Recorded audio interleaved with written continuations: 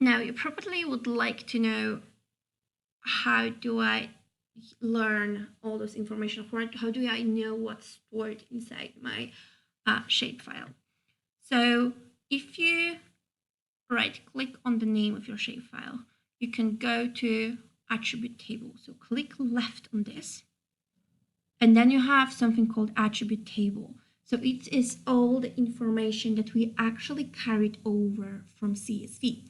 So you can see the district, we can see the area, divisions. Oh, and you can also filter through that and also sort it.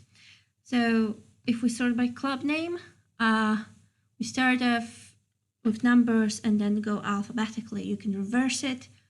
You can do the same with latitude, longitude, and then the other column. Now, if we close this one and you are, let's say, looking through your map, you're zooming in or zooming out, you can do this one, or you can use yours to scroll on your map. And we see two clubs. We can see Cover Garden and Early Bird.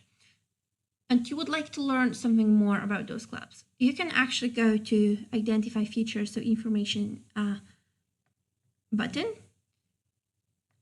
You can see a new table in here that will identify your results. So if you click on this one, you'll learn all the information that it's stored in attribute table. So District 91, Area 5, Division C, etc., etc. Same for Early Bird.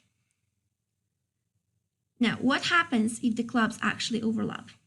And I know that we have some clubs that are meeting in the same venue here in London Bridge. So if you go in there and press in Central London Toastmasters, you can see that you have actually title, title, title.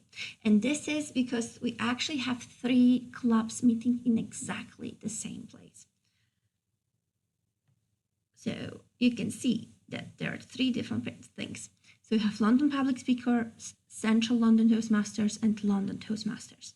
They all have the same district, same area, same division, but the club number and club name is different.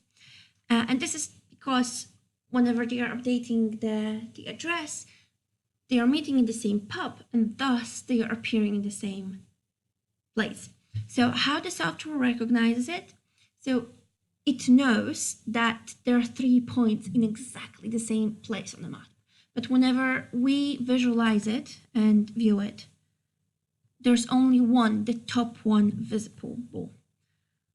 So it's important to note that, and before you actually get into alignment or mapping of your clubs, you need to understand where they are and have a general, broad overview of what's happening in the district.